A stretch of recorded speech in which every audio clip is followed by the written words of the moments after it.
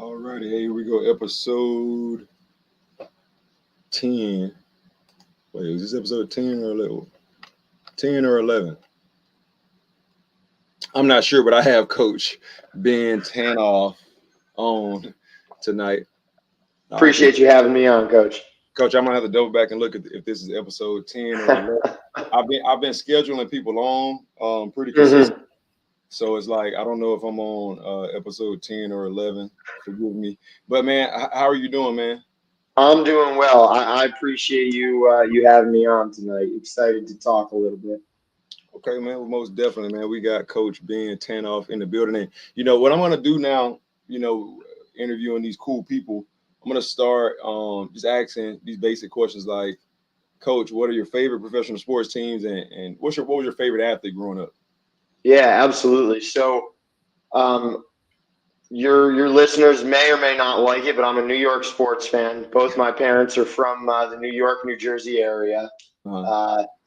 So unfortunately, I'm a New York Jets and New York Knicks fan. But growing up, so I grew up in Kalamazoo, Michigan, and I kind of started really falling in love with basketball the time of the Pistons in the early 2000s with like Chauncey Billups, Right. Ben Wallace, all those guys, Tyshawn Prince. And so Chauncey Billups was actually my favorite player growing up. I thought he was Mr. Cool. I mean, point guard's point guard. I think he's a brilliant basketball mind, and I just loved watching him play when I was growing up. Right. Chauncey Billups. Okay, so Pistons from a professional standpoint, and then Chauncey Billups was probably your he was definitely my favorite player growing up. Right. And he's kind of one of those players that, even in this era, he would be relevant because he shoots off the dribble. He gets to that mid-range pull up. He makes big shots. So pretty good choice. Now, from being in the Michigan area, what was your college football team, college sports team, period? So grew up a Michigan fan. Still support the Maize and Blue. Okay. He wasn't at Michigan at the time, but growing up in Kalamazoo, actually got to meet John Beilein after a Western Michigan Richmond game one year, and that was a really cool experience. But definitely Michigan through and through. Both my parents actually went to Rutgers, and now that they're in the Big Ten, they'll go watch them, play at Michigan, play at Michigan State, things like that. Make an event out of it. Right. Sounds good. Yeah. So, you're a coach. How did you get into coaching, and what led to college coaching? And obviously, most of us that are into coaching, we have sports backgrounds. So, what's your background? Yeah. So, I've loved basketball since I can remember. I played growing up. I also ran. I ran track and field and cross country. But basketball was the first love. And when I was in seventh grade or going into seventh grade, growing up in Kalamazoo, the YMCA where I had played, I played in their Saturday morning league, youth league growing up. Sure. And going into seventh grade, they didn't have enough interest in the county to have a seventh and eighth grade league. So I kind of looked at my parents and, I said, hey, this has been such a big part of my life. Like, is there a way I can stay involved with this? Right. And turns out that year when I was in seventh grade, my dad and I actually coached a team of second and third graders. And so that just developed my love for basketball. I was my first time coaching. Right. And it kind of built up from there. I coached all throughout high school when I was playing. And when I got to college, it kind of hit me like, hey, this is something I'm really passionate about. How can I make steps towards, maybe making a living doing this? Right. And, so that was my sports background. I ran track and field and cross country in college. I was athletically more gifted as a runner than a player, but basketball was always the first love. And so that kind of having the support from my parents to start coaching at such a young age, that's what really enhanced my love for basketball. Right. And then the college coaching piece was I just started writing letters. I think handwritten notes are a lost art this day and age, and they have played a big role in my journey. So when I was in college, I just started writing letters to coaches, anyone who would listen, from Mike Krzyzewski to the local community college coach, and everyone said, you need to get out and work camps. Right. So when I'm in college and all my classmates, they have this internship at a medical center or this internship on Wall Street, right? I'm driving from Providence, Rhode Island's, elite camp ending on a Sunday to Dayton, Ohio to start working their youth camp on a Monday. Right. And that I did the summer camp grind for, close to 10 years. I was a high school coach, but always knew I wanted to take that extra step to get into college coaching. Right. Okay. Fair enough. So, well, can you name the teams just over the course of between like high school and college that you coach for?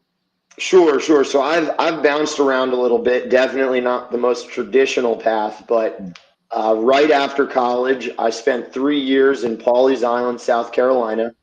Small little town right on the beach, just south of Myrtle Beach. I coached at a high school there. It's called Low Country Prep. From there, I went to the University of Pikeville, which is an NAIA powerhouse in Kentucky. I was there for 2 years as a graduate assistant, got my master's there, coached there. After I graduated, I spent a year as a Division III assistant at Maine Maritime Academy.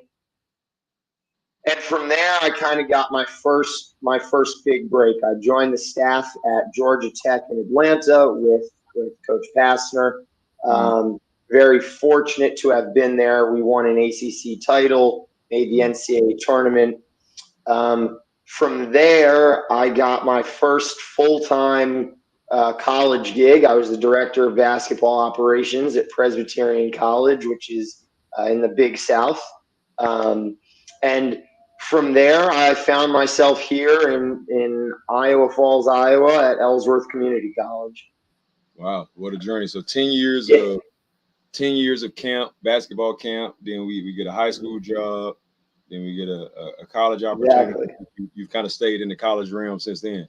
Yeah. And it's all been just getting to know people, and so when you reached out about wanting to come on, absolutely wanted to jump at it because like I said, letter writing and relationship building, like that's been a huge part of my journey, and I wouldn't be here today, wouldn't have worked for some of the amazing coaches I've worked for without it.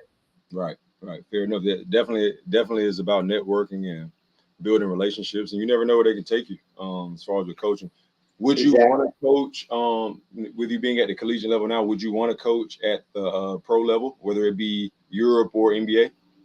So I've thought about that for many times, and I know we're going to talk about the Maccabi games and being overseas definitely made me think about that more. But having been coaching college basketball for a little bit now, I really like working with college athletes. Right. I've never really had any passions and dreams of getting into the NBA, but definitely have always known I want to be a step above high school. Gotcha. Fair enough. So you're at Ellsworth Community College. What's the style of play there? If I'm coming, you just signed Lewis Clinch. I'm coming to Ellsworth Community. What style of play should I be expecting? So we're gonna play fast. Our head coach Brian Bender, this is his first year here, and so he's been a head coach at the junior college level now for a good bit, 5 years, 6 years now, I think. And his teams in the past, so he's coming from Southwest Mississippi Community College, and they've been ranked top 5 in the nation for junior colleges in 3-pointers made per game and top 15 in assists per game. So we're looking to push the ball fast. We're looking to share the ball. It only takes one long closeout that we force the defense to have to make in order for us to get the shot we want. Right. Right. So and in order to get those closeout, pushing up in transition, if you don't have an immediate shot, immediately move the ball, right? Exactly. We're looking to push. You got to pitch ahead. No, if not, we're crossing the floor. Get a paint touch, kick that thing out, create a long closeout, and then from there we're just playing. So we work a lot with our guys about reading closeouts, different finishes at the basket, things like that, to where once it gets into the game, they're just moving. Right. Absolutely. Okay. And you mentioned Coach Brian Bender. What's it like working with him, and what's obviously you talked about a little bit of his mindset on the goal of playing fast. What's his mindset like as a coach? Yeah, so he's a really special coach, and I've known Coach Bender for 4 or 5 years before coming here, and we kind of ran in the same circles, but getting to know him since I've been here, it's been really incredible. I've definitely learned a lot since being on the job, and as a coach, take away sort of the style of play, the overall arching theme. We look for, and he looks for kids who have their PhD. And in our program, that stands for passion, humility, and discipline. Are the kids passionate? Are they humble? And are they disciplined about their work, both on and off the court? His teams at the junior college level, the last 4 years, they have finished top 3 nationally in GPA at the junior college level. 3 years ago, his team actually had 3 or 4 years ago, his team actually had the highest GPA in the nation for the junior college level. So he truly is about developing the whole person. And like I said, it's with those 3 pillars of passion, humility, and discipline. Like that. Let's get that up on the screen. Passion. I didn't put humility, but passionate. Yeah. The PhD Coach Brian Bender. Okay. Exactly. And so, very much so, it's an idea of, few rules, lots of expectations, because we believe that any kind of, team rule or anything like that fits into those 3 things of being passionate, being humble, and being disciplined. Fair enough. I like that. A lot. So when recruiting, and a lot of my young players can take note to this. What exactly are you looking for when you're recruiting, and where do you get your kids from at the junior college level? Are you looking at high school kids, or are you looking for more transfers? Absolutely. So what we're looking for, our style of play, we definitely obviously put an emphasis on being able to shoot the ball, and then being long and athletic. Can you be a positionless player for us?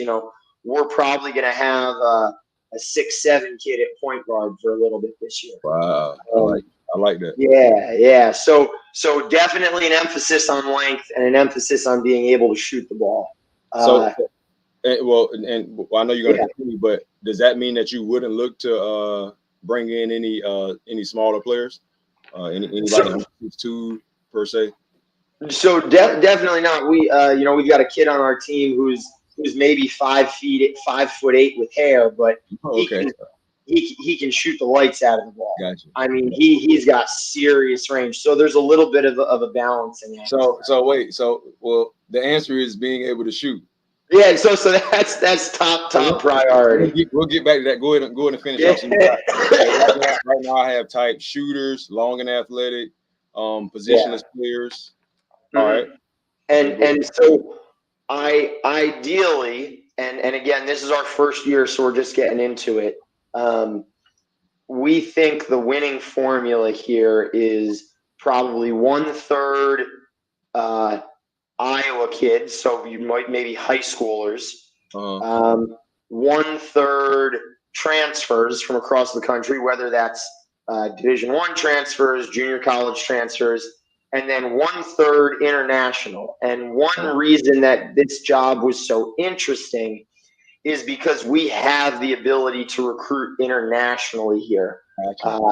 And so like we've got a kid from Japan who's on the Japanese national team. We've got 2 kids from Senegal. We've got a kid from Israel, kid from Australia. I'm probably forgetting a couple countries, but we've got some good international talent coming in that we're really, really excited about.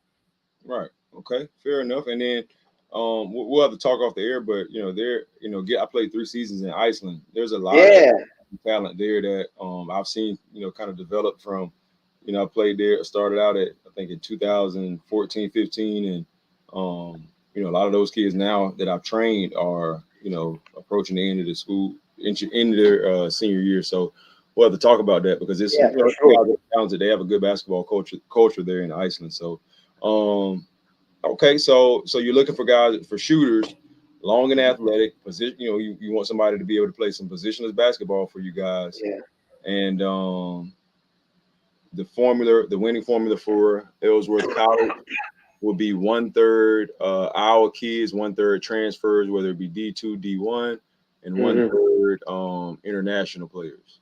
Okay. Yeah, that's probably our sweet spot. This just being our first year, we're probably more like half international, half transfers, but we've been able to start developing some good relationships with Iowa high school coaches, Iowa AAU coaches. So, moving forward, we're looking to bring in some local high school talent. Okay. Yeah. And you guys go to I'm assuming you would go to your high school games in the area or travel ball tournaments in the area, things like that. Yeah, absolutely. Okay, so just before we move on, just taking a look, this is the record last year: 15-16, 6-10 in the conference, 9-5 at home, pretty solid. 4-8 on the road. 31 game season. So this is an area that what would be a goal for you guys for 3-point percentage? What would you say, or if he's mentioned? No, absolutely. So this kind of being the first year of the program, we definitely are looking to improve on all those numbers. 3-point percentage, 35 plus. And really looking to improve on that record in conference from kind of the old program. Our conference here at the junior college level for where we are is tops in the nation. So we're a Division II junior college, and 4 of the last 6 national champions at the Division II level have actually come from our conference. So competition is very high, and so we're really excited about the group we have. We think we can compete at a high level, but no, it's going to take a lot of work because of our conference. Right. Okay. So now with you guys coming in, you guys have a lot of guys that transferred out or transferred in? Yeah. So we helped some of the guys that were here find new schools. Coach Bender's been really good at that. We've got a couple guys from the team that are coming back as well. So it should be really good. We've got one of our 5 men coming back. He actually was second in the conference in blocks per game last year. Really elite rim protector. So we're excited about him.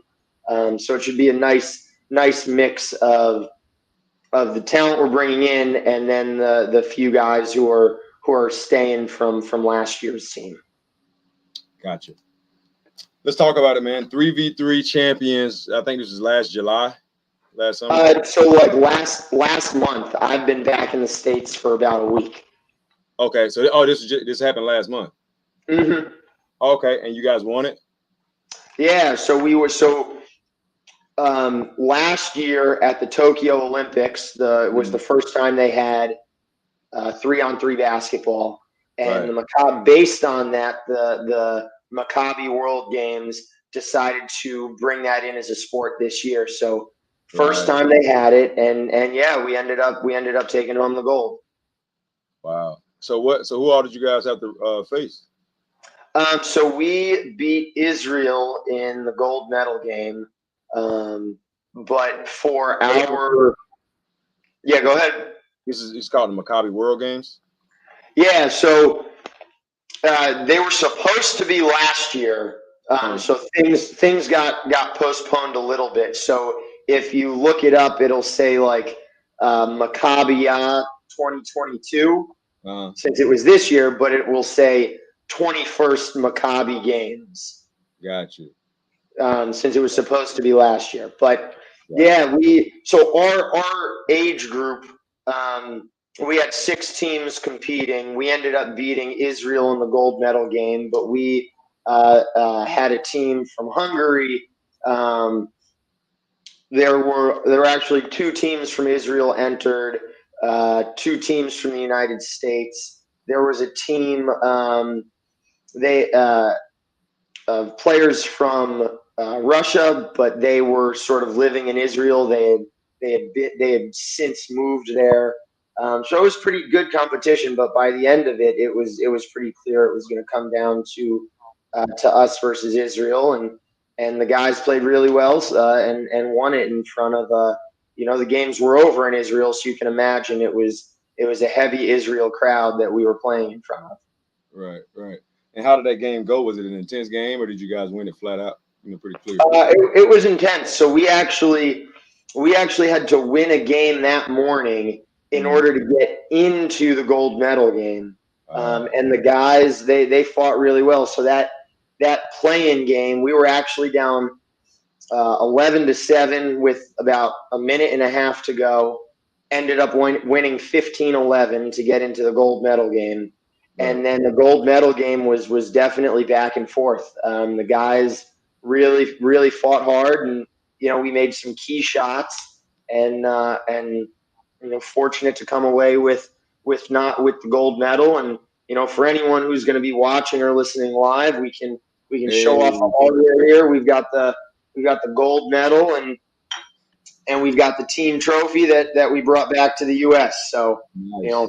Very fortunate, and I'm happy to say that of 12 gold medals in basketball that were up for grabs this summer, the U.S. actually took home 8 of them. So strong performance from all age groups from the U.S.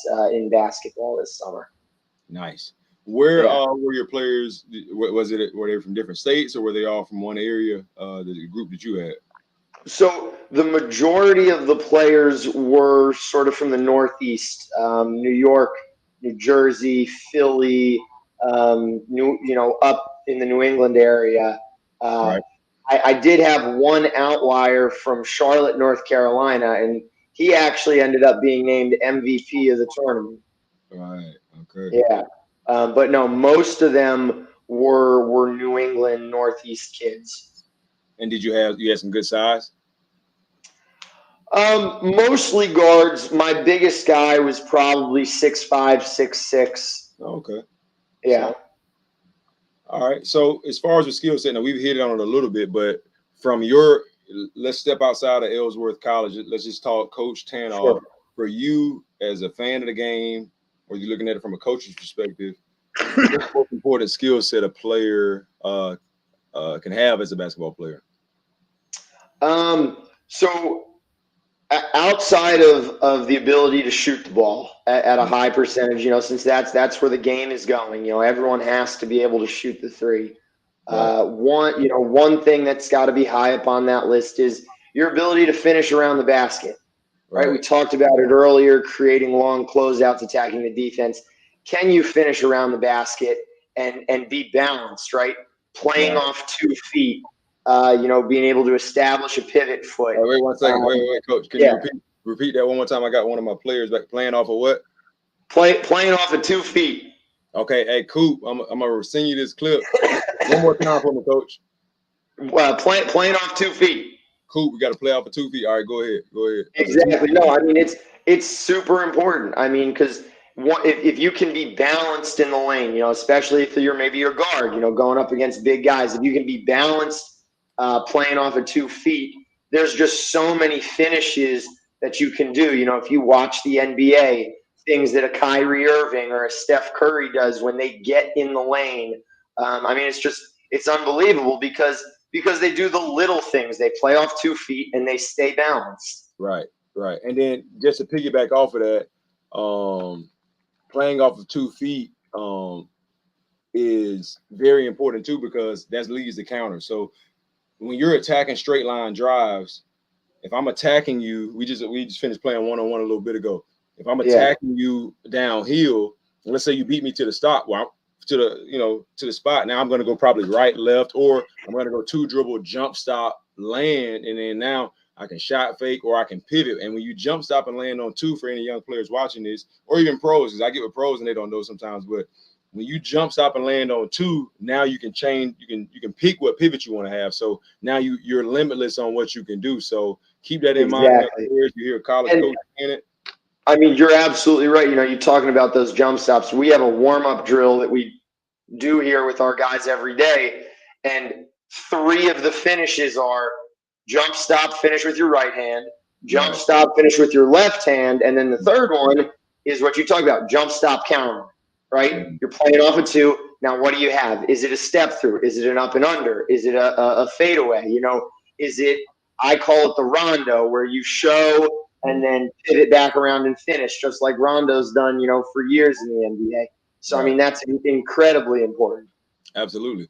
And I think that goes to say, if you're somewhere watching a game and you see a player with those foundation skill sets, that may make you, have some interest in him, because those are the things that you see as playing off of 2 feet is the most important skill set a player can have. So keep that in mind, young players. You hear a college coach saying it. And real quick, just to, throw it in for young players, like it's not just about scoring, right? I had to talk to one of our guys just tonight in practice, driving in the lane, we got to play off 2 to kick, because what he was doing, he was kind of kicking, he would have run right into a defender. It would have been an offensive foul. You got to play off 2 so that doesn't happen, and then you can, kick and all that stuff. Gotcha. So now,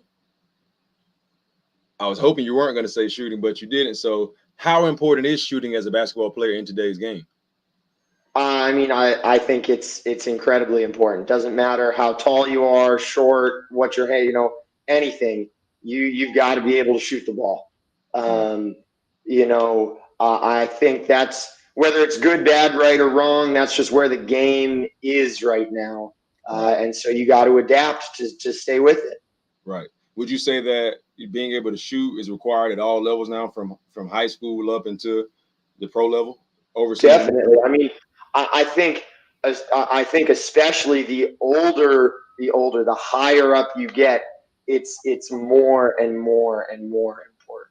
Right. And even with a player that's trying to get noticed, I always tell guys, and I tell I'm a player development coach myself, but it's a lot of guys want videos that look cool, and I'm like, I'm more of a straight to the point guy. Let's work on things that we can apply. I like for guys to come and see me and then be able to immediately apply something to the game. But that comes from the most simple form of training. And I have to tell parents, I don't know, when they come see me, if they're expecting these certain drills that are going to be magical, but it's going to be you doing this same movement over and over and over again till you master it. You know what I mean? Like, and it's unbelievable that's what it is. At the end of the day, and this isn't to diminish what anyone can do on the court, but at the end of the day, basketball, in theory, is a pretty simple sport, right? You're trying to put a round ball into a round basket. But there are these elite professional athletes that make it look dazzling because they have mastered the little things, and they repeat it and repeat it and repeat it, because that's all it is. Basketball is a sport of repetition. It's a sport of muscle memory.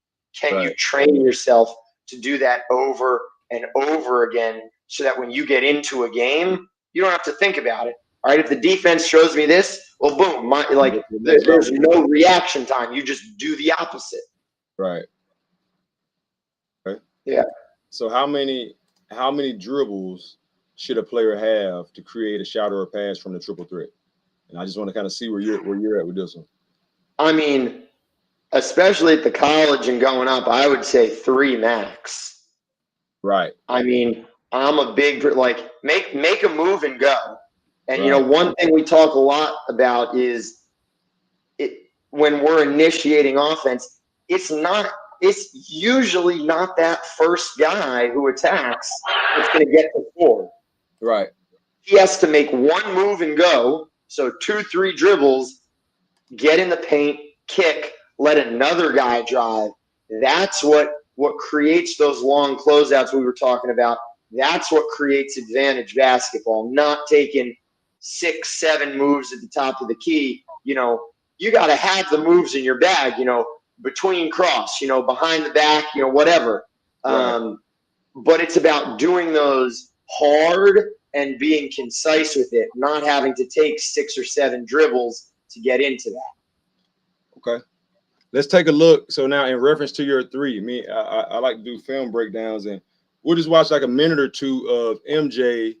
Yeah. You know, taking some of these pull-ups, and and one thing that I noted, just for a heads up for anybody watching this, anytime, you know, even when he starts with the dribble, for the most part, about 80 to 90% of the time, Michael Jordan goes downhill. He's going to use 2 dribbles and raise up, you know, or it's 2 dribble shot fake or some type of footwork playing off of 2 feet, like Coach Ben Tanoff has mentioned. So let's just watch a little bit of this and really evaluate kind of what you're saying and how all of this goes, you know, hand in hand. All right. This is mid-range from Michael Jordan. A lot of us are familiar with this. Mm-hmm. A lot of us are you know, very, very familiar with this. Yeah. I don't know if it's giving me a little bit of trouble because I'm going live on YouTube also, Coach. But let me let that load up a little bit. But yeah, we know what's coming in this clip. Yeah, it's important to, you know, for players to think about this, and even trainers, because I think whether you're a great scorer or a great trainer or whatever it is, a lot of this is you know, it's not rocket science when it comes to let me try to refresh it. A lot of it's not rocket science when it comes to scoring the basketball, and when it comes to training yourself to be able to score the basketball in that sense as well. So I don't know. It's giving me a little bit of trouble, Coach. We'll try that. Because that's what I want to do. I want to have you back on to do a for film. Sure. So I'll have the videos pulled up.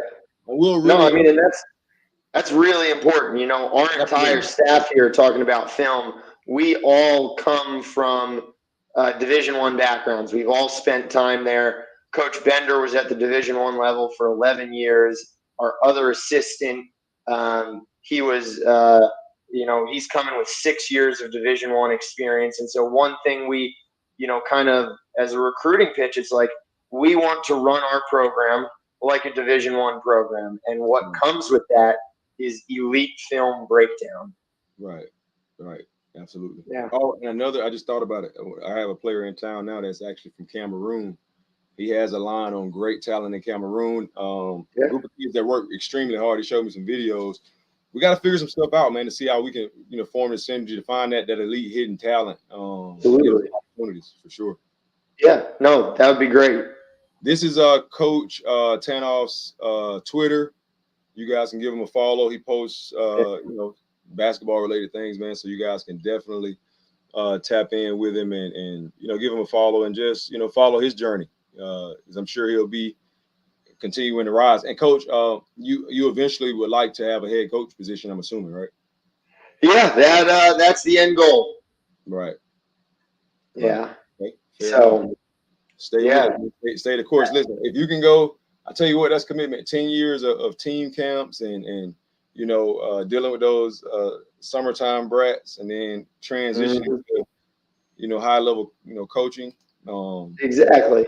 That's just a part of the journey, man. So I like that. I'm going to start ending these lives and interviews with quotes. So Kobe Bryant was one of my favorite coaches. So use your success, wealth, and influence to put people in the best position to realize their own dreams and find their true purpose. From the legendary Kobe Bryant, man. So Coach Tanoff, we thank you for coming on. Thank you. And I listen, with all that, I'd be remiss if I didn't say, you know, go Yellow Jackets. Yellow Jackets. Hey, we appreciate your support. And remember, just like I said before, we're gonna do this again down the line. That'd be great. Stay on with me for a second before I send you off. All of you guys out there watching, we greatly appreciate it. I hope that you can take some notes from Coach Tanoff if you're a young player, even a young coach that's aspiring to be a college coach. He's giving you some hidden gems on how to, make that possible. It can be a treacherous journey, but he's stuck with it, and he'll continue to ascend to higher levels as a coach, man. So thank you guys for watching. All right. Thank you. Creative Athlete signing out.